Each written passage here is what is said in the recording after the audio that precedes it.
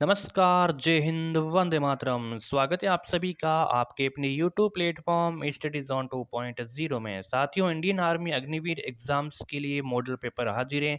इसमें हम बात करने वाले हैं टोटल 30 क्वेश्चन, जिसमें जीके एंड जीएस का पार्ट रहने वाला। बिल्कुल, जो आपका जीके एंड जीएस का 15-15 क्वेश्चन आते हैं, वो हम इस वीडियो के माध्यम से सॉल्व करेंगे। टोटल 15 क्वेश्चन जीके के रहने वाले, 15 क्वेश्चन साइंस के रहने वाले। तो चलिए क्लास को शुरुआत करते हैं। इंडियन आर्मी अग्निवीर की तैयारी करते हैं तो चैनल को आज से ही सब्सक्राइब कर देना, नोटिफिकेशन को भी ऑन कर देना।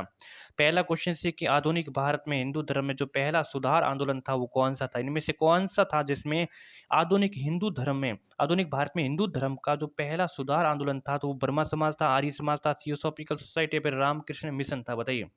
तो वो था आपका ब्रह्मा समाज। कौन सा ब्रह्मा समाज? जिसकी स्थापना 1828 ईस्वी में राजा राय मोहन राय के द्वारा की गई। ठीक है, पहला ऑप्शन सही आंसर हो जाएगा। अगला क्वेश्चन है कि सत्याग्रह प्रकाश पुस्तक के लेखक कौन है? रविंद्रनाथ टैगोर है, दयानंद सरस्वती है, जयदेव जयदेव या फिर कालिदास? सत्याग्रह प्रकाश पुस्तक के लेखक कौन है? तो इसके लेखक है दयानंद सरस्वती जी। कौन है? दयानंद सरस्वती। बिल्कुल, आपका दूसरा ऑप्शन जो भी बता रहे हैं यहाँ पर आप हो जाए सही हो जाए, आंसर हो जाएगा। अगला है कि भारत में दास प्रथा कब अवैध घोषित किया गया? 1843 में, 1853, 1863 या फिर 1873 में? भारत में दास प्रथा कब अवैध घोषित की गई? तो 1843 ईस्वी में भारत में दास प्रथा अवैध घोषित की गई। पहला ऑप्शन जो भी बता रहा है उसका करेक्ट ऑप्शन हो जाएगा। अगला है कि स्वामी दयानंद सरस्वती का मूल नाम क्या था? अभिशंकर, गौरीशंकर, दयाशंकर या फिर मूल शंकर? स्वामी दयानंद सरस्वती जी का मूल का नाम या फिर बचपन का नाम कह सकते हो। ठीक है, बचपन का नाम क्या था? तो वो था आपका क्या था? बिल्कुल, मूल शंकर था। क्या था? मूल शंकर। ऑप्शन नंबर डी हो जाएगा यहाँ पर आपका सही ऑप्शन। अगला है कि प्रार्थना समाज के संस्थापक कौन थे? दयानंद सरस्वती, राजा राय मोहन राय, स्वामी सहजानंद या फिर आत्माराम पांडुरंग? प्रार्थना समाज के संस्थापक थे आत्माराम पांडुरंग थे। ठीक है, चौथा ऑप्शन सही ऑप्शन हो जाएगा। अगला क्वेश्चन है कि रेगुलेटिंग एक्ट कब पारित किया गया? 1773, 71, 85, 93 में? रेगुलेटिंग एक्ट कब पारित किया गया? बहुत इंपॉर्टेंट क्वेश्चन है, डायरेक्टली एग्जाम्स में आपको ऐसे ही क्वेश्चन देखने को मिलेंगे। चैनल को सब्सक्राइब भी कर देना। रेगुलेटिंग एक्ट पारित किया गया 1773 ईस्वी में। कब? 1773 ईस्वी में। पहला ऑप्शन बिल्कुल करेक्ट ऑप्शन। चलिए, अगला क्वेश्चन है कि मार्लो मिंटो सुधार बिल किस वर्ष में पारित किए गए? 1905, 1909, 1919, 1935 में? मार्ले मिंटो सुधार बिल किस वर्ष पारित किए गए? तो 1909 ईस्वी में मार्ले मिंटो सुधार पारित किए गए। ऑप्शन नंबर बी हो जाएगा सही आंसर यहाँ पर। ठीक है, अगला क्वेश्चन है कि भारतीय संविधान को किसने बनाया था? संविधान सभा ने, ब्रिटिश संसद ने, भारतीय संसद ने या फिर गवर्नर जनरल ने?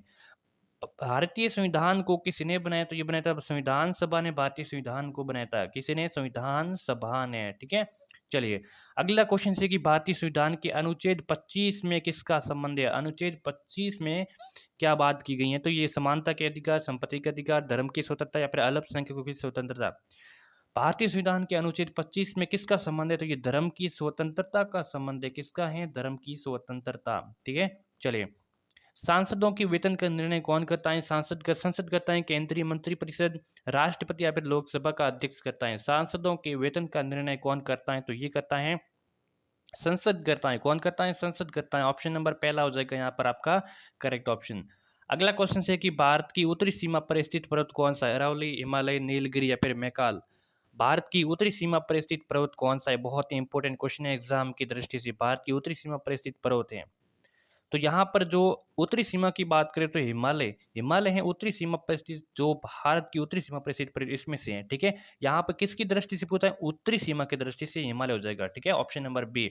अगला क्वेश्चन है कि उत्तराखंड का सबसे ऊंचा पर्वत कौन सा? आपको बताना है कि उत्तराखंड का सबसे ऊंचा पर्वत शिखर कौन सा है? बद्रीनाथ है, केदारनाथ है, कामेत है या फिर नंदा देवी? बताइए।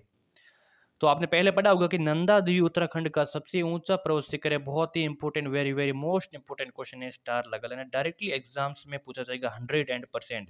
गिरनार पहाड़ियाँ किस राज्य में स्थित है? ये सभी क्वेश्चन सेलेक्टेड है, एक भी क्वेश्चन फिजूल का नहीं है, आपके जो एग्जाम में सीधे पूछे जाने वाले हैं। गिरनार पहाड़ियाँ किस राज्य में है? उड़ीसा, बिहार, गुजरात, कर्नाटक में? तो ग से गिरनार और ग से गुजरात। ठीक है, ग से गिरनार और ग से गुजरात, तो गुजरात में ये पहाड़ियाँ स्थित है। Option number C correct option हो जाएगा।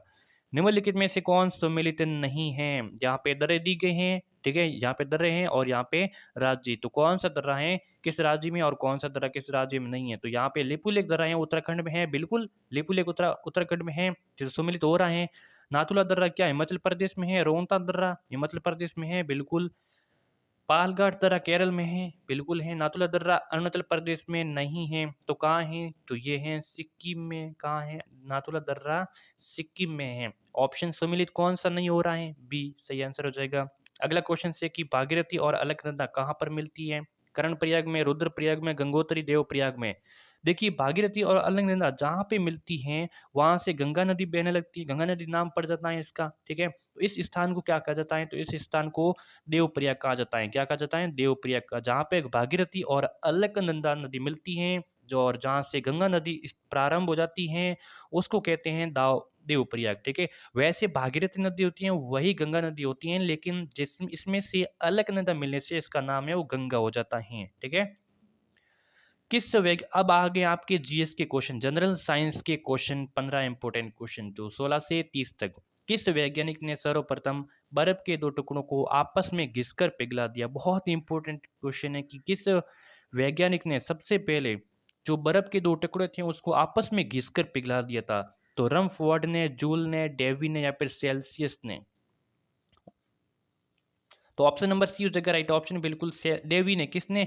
याद रखेगा डेवी ने बर्फ के दो टुकड़ों को आपस में घिसकर उसको पिघला दिया था। इनमें से कौन सा ऊष्मा का मात्रक नहीं है? कैलोरी है, किलो कैलोरी है, जूल है या फिर डिग्री सेल्सियस है? तो यहाँ पे जो कैलोरी है, किलो कैलोरी है, जूल है, ये ऊष्मा की मात्रक हैं, लेकिन डिग्री सेल्सियस ऊष्मा की मात्रक नहीं है। ऑप्शन नंबर डी सही ऑप्शन। अगला क्वेश्चन से कि निम्न द्रव्य में से ध्वनि सबसे तेज यात्रा करती है? तो ध्वनि की जो ध्वनि होती है सबसे तेज कहाँ से निकलती है ये आपको बताना है। जो निम्न द्रव्यों में से, स्टील में से, वायु में से, निर्वात में से या फिर जल में से? तो ध्वनि निकलती है स्टील में से सबसे तेज निकलती है, ठीक है। ऑप्शन नंबर पहला हो जाएगा सही ऑप्शन, याद रह जाएगा। चलिए, वायु में ध्वनि का वेग कितना होता है? तो वायु में जो ध्वनि होती है 1 मीटर में कितने सेकेंड, मतलब सॉरी 1 सेकेंड में कितने मीटर चलती है वायु में ध्वनि का वेग होता है, ये अब आपको बताना है। तो 330 मीटर पर सेकेंड, 1 सेकेंड में 330 मीटर ध्वनि चलती है, वायु में ध्वनि चलती है, ठीक है। ऑप्शन नंबर पहला हो जाएगा करेक्ट ऑप्शन। गुरुत्वाकर्षण के नियमों के आविष्कार कौन है? एडिसन ने, न्यूटन ने, फैराडे या फिर इनमें से कोई नहीं? गुरुत्वाकर्षण नियमों के आविष्कार सभी को पता होना, गुरुत्वाकर्षण के जो 3 नियम दिए गए वो न्यूटन के द्वारा दिए गए। ऑप्शन नंबर बी हो जाएगा यहाँ पर आपका सही ऑप्शन। अगला क्वेश्चन है कि फेदोमीटर का उपयोग किसे नापने के लिए किया जाता है? भूकंप को, वर्षा को, समुद्र की गहराई को या फिर ध्वनि तीव्रता को? तो भूकंप को किस में मापा जाता है? सिस्मोग्राफ में मापा जाता है। समुद्र की गहराई को किस में मापा जाता है? तो फेदोमीटर में। किसमें? फेदोमीटर में। ऑप्शन नंबर सी हो जाएगा यहाँ पे आपका करेक्ट ऑप्शन। अगला है कि पोजिट्रॉन की खोजकर्ता कौन है? चैडविक है, युकावा है, एंडरसन या फिर रदरफोर्ड है? पोजिट्रॉन की खोजकर्ता कौन है? बहुत ही इंपॉर्टेंट क्वेश्चन है एग्जाम की दृष्टि से, बताइए। पोजिट्रॉन की खोजकर्ता कौन है? पोजिट्रॉन की खोजकर्ता है एंडरसन। एंडरसन ने पोजिट्रॉन की खोज की थी। ऑप्शन नंबर सी हो जाएगा यहाँ पे आपका करेक्ट ऑप्शन। अगला क्वेश्चन है कि परमाणु बम का आविष्कार किसने किया था? मैडम क्यूरी ने, पीरे क्यूरी ने, ओटो हान ने या फिर अल्बर्ट आइंस्टीन ने? मैं परमाणु बम का आविष्कार बताना कि ये किसने किया था? तो परमाणु बम का आविष्कार करने वाले थे ओटो हान। कौन थे? ओटो हान। ऑप्शन नंबर सी बिल्कुल करेक्ट ऑप्शन हो जाएगा। पटाखे पटाखे का आविष्कार, सॉरी पटाखे का विस्फोट उदाहरण है, किसका उदाहरण है? जो पटाखे का विस्फोट होता है ये किसका उदाहरण होता है? तो वाष्पन का, दहन का, वर्षण का या फिर अपघटन का? ऑप्शन नंबर बी हो जाएगा सही ऑप्शन, दहन का ये उदाहरण है, ठीक है। पटाखे फूटते हैं तो ये एक दहन का एक उदाहरण है। ऑप्शन नंबर बी बिल्कुल करेक्ट ऑप्शन हो जाएगा। बिल्कुल डायरेक्टली ऐसे क्वेश्चन पूछे जाएंगे। चाकू से काटी जाने वाली धातु कौन सी है? बहुत इंपॉर्टेंट क्वेश्चन है, वेरी वेरी मोस्ट इंपॉर्टेंट है कि चाकू से काटी जाने वाली धातु कौन सी? तांबा है, लोहा है, सीसा या फिर सोडियम है? तो चाकू से काटे जाने वाली धातु है सोडियम है। कौन सी है? सोडियम, एन है, ठीक है। एन है, सोडियम को चाकू से काटा जा सकता है। ऑप्शन नंबर डी बिल्कुल करेक्ट ऑप्शन हो जाएगा। साधारण नमक का अणुसूत्र बताइए। जो नमक होता है नमक का अणुसूत्र रासायनिक नाम क्या है? Sodium chloride. क्या है? Sodium chloride. ऑप्शन नंबर पहला हो जाएगा सही ऑप्शन, ठीक है। चलिए, अगला क्वेश्चन से कि बेकिंग सोडे का रासायनिक नाम क्या है? Sodium carbonate, sodium bicarbonate, sodium acetate या फिर सोडियम हाइड्रोक्साइड? बेकिंग सोडे का रासायनिक नाम बताना है तो बेकिंग सोडे का रासायनिक नाम क्या है? तो ये है सोडियम बाइकार्बोनेट। क्या है? Sodium bicarbonate. ऑप्शन नंबर दूसरा सही आंसर। अगला क्वेश्चन है कि मधुमक्खियों का पालन क्या कहलाता है? Apiculture, sericulture, horticulture, pisciculture? मधुमक्खियों का पालन क्या कहलाता है? बात करें पीसीकल्चर, मत्स्य पालन, ठीक है। मत्स्य पालन का अध्ययन पीसीकल्चर, ऑर्टिकल्चर, बागानों का अध्ययन, बागानों का अध्ययन क्या कहलाता है? हॉर्टिकल्चर। और सेरिकल्चर, रेशम का अध्ययन, किसका? रेशम का अध्ययन सेरिकल्चर। और पीछे बचा एपीकल्चर जो मधुमक्खियों का पालना, ये कहलाता है एपीकल्चर। ऑप्शन नंबर पहला हो जाएगा इसका सही ऑप्शन।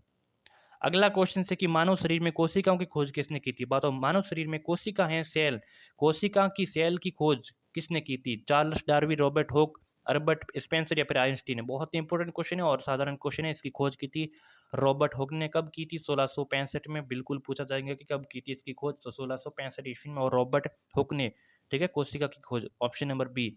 मानव शरीर में सबसे बड़ी हड्डी कौन सी है? निहाई की, रकाब की, कान की या फिर जांग की? मानव शरीर में सबसे बड़ी हड्डी कौन सी है? बताइए, बहुत इंपॉर्टेंट क्वेश्चन है, ठीक है।